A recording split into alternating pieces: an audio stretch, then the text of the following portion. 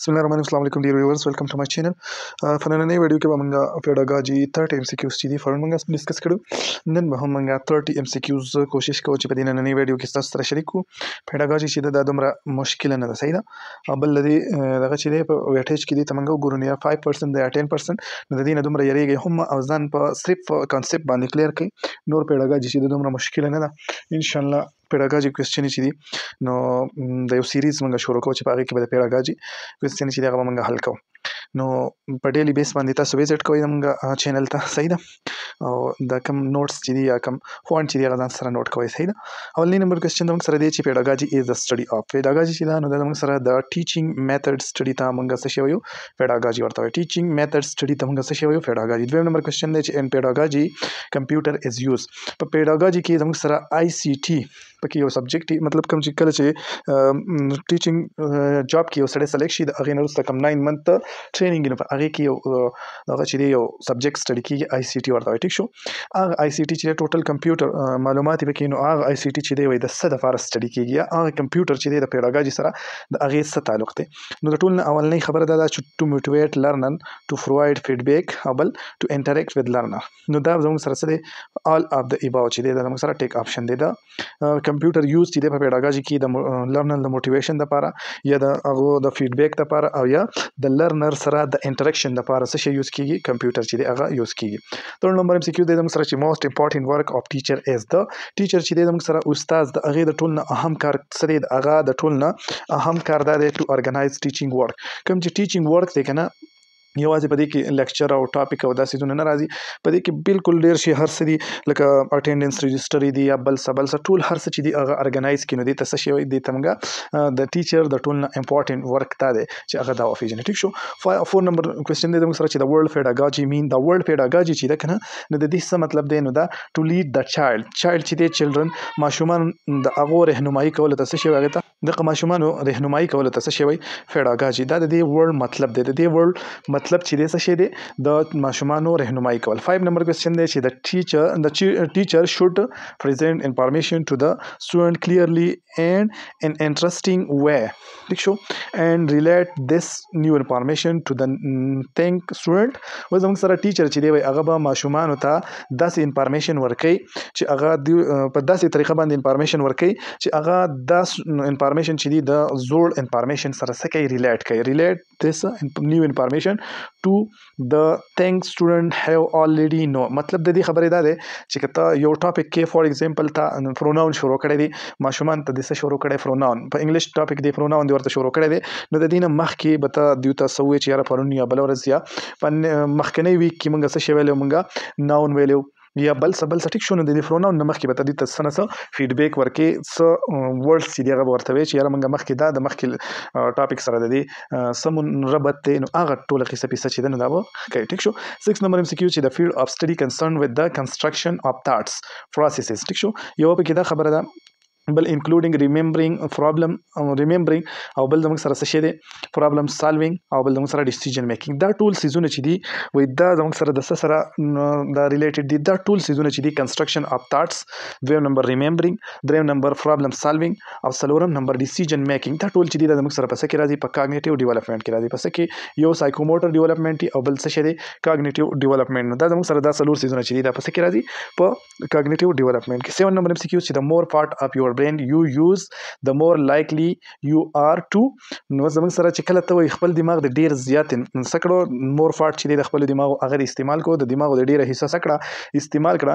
نو د مور لایکلی یو آر ټو ریټین انفارمیشن. ریټین انفارمیشن مطلب دا چې تا ته به دا هر څه څیزونه چې دي دا به یاد پاتې کېږي. لکه مطلب د خبرې دا شو چې څومره تا په یو ټاپک په یو سنټینس یا په یو دغه لیکچر باندې ځان پوهه کړو، نو هغه عمر به هغه تا ته څه کېږي؟ یاد پاتې کېږي. ټیک شو. 8 نمبر MCQ زموږ سره چې د پروسیس اف ریزنینګ فرام one or more given statement to reach a logically certain conclusion. ټیک شو. as called. زموږ سره په دې کې څه خبره ده؟ یا به موږ د یو سټیټمنټ نه خپل دغه راوباسو کنکلوژن راوباسو یا د دوو دریو څلورو یا د مور څه شي نه د ریزن نه به موږ خپل دغه راوباسو د کنکلوژن راوباسو نو دقې ته موږ څه شی وایو دا زموږ سره ا نمبر اپشن په دې کې څه دی ټیک دی دې ته موږ ډیډکټیو ریزنینګ وایو ډیډکټیو ریزنینګ هسې ځان پوه کړئ چې دا به موږ د یو سیز نه یا د یو سیز نه د انفارمیشن یا کنکلوژن راوباسو یا د مور سیزون نه به دا څه لاجیکلی یو خپل کنکلوژن به راوباسو نو دقې ته موږ څه شی وایو دې ته موږ ډیډکټیو ریزنینګ ورته وایو ټیک شو education 9 number MCQs دی زموږ سره education is a process in which knowledge and skill are transfer زموږ سره education کوم پروسس دی چې په هغه کې زموږ سره knowledge plus skill دا دوه سیزونه په دې کې ترانسفر کیږي from few person ټیک شو دې خبره نه ده چې د یو پرسن نه to the next generation دا موږ د یو پرسن نه next generation ته دا موږ سره ټیک اپشن دی دا ټول اپشن چې دی دا موږ سره کوریلیټډ دی یو شان دي خو د ټول نه بیسټ اپشن چې پکې دی دا سی نمبر اپشن دی ټیک شو 10 نمبر MCQs چې د priori knowledge is knowledge that is known independently of experience هغه نالج پرایری نالج به موږ څه ته وایو هغه نالج چې هغه زموږ سره انډیپندنټلی د ایکسپیرینس په دغه باندې څه کیږي وپېژندل شي واخیستل شي ګین شي ټیک شو نو هغې ته موږ څه شی وایو هغې ته موږ پرایری نالج ورته وایو ټیک شو 11 نمبر MCQs چې د فلاسفر هو for the first time mention the importance of play sport and education د ټول نه اول په ایجوکیشن کې چې دی سپورت چا څه کړی د سپورټس امپورټنس چا دغه کړی دی منشن کړی دی نو هغه موږ سره چې ارسټاټل چې دی هغه څه کړی فلاسفر دی دا او دسو چې یاره په تعلیم سره چې دی نو دا سپورت چې دی دا هم ضروری دی ټیک شو 12 نمبر MCQ زموږ سره دی چې the idea of practical learning mean education should apply to the idea of practical learning د دې مطلب دا دی کنه چې دا کوم idea چې دا یا موږ کوم لرنینګ کوو نو دا په ریل لایف کې څه دی چې په ریل ورلد کې چې دی نو دا امپلیمنټډ دی مطلب د دې امپلیمنټیشن کیږي نو د دې خبرې مطلب دا شو ټیک شو ډي نمبر اپشن زموږ سره ټیک اپشن دی صحیح ده 13 نمبر MCQ چې د کانسپټ اف perennialism in education means school curricula should focus on what is بل د دې کې زموږ سره ټیک اپشن چې دی ایور لاسټینګ بي نمبر اپشن چې دی دا زموږ سره ټیک اپشن دی 14 نمبر MCQ چې progressivism believe that education come from the experience of a child دا زموږ سره یو تیوري ده او د دې څه بیلیف دی د دې دا بیلیف دی چې ایجوکیشن چې دی وایي دا زموږ سره د چایلډ د ایکسپیرینس په د وجې نه راځي ټیک شو د چایلډ د ایکسپیرینس د وجې نه بل زموږ سره progressivism believe that child learn in a community ټیک شو د دې خبرې د دې دغه چې ده دا تیوري چې ده نو د دې دا هم بیلیف دی چې دا چایلډ چې دی وایي دا د کمیونټي نه لرنینګ کولی شي کمیونټي د کم چار چاپیره چې ده څومره کمیونټي ده نو د هغې نه هم د څه کولی شي لرنینګ کولی شي ټیک شو 16 نمبر MCQ زموږ سره دی چې نارمل هیومن بین هیز د نارمل هیومن بین چې دی د هغه زموږ سره 5 سینسز دي 5 سینسز مطلب یو موږ ورته څه وایو ټچ ورته وایو صحیح ده بل ورته سینس اف سمیل وایو بل ورته سینس اف هیرینګ وایو ټیک شو بل زموږ سره څه بل زموږ سره چې دی نو سینس اف سین لکه واچینګ لیدل او بل زموږ سره سینس اف څه شی دی ټیسټ ورته موږ وایو صحیح شو یو سیز ټیسټ کول صحیح ده نو دا زموږ سره 5 سینسز دي ټیک شو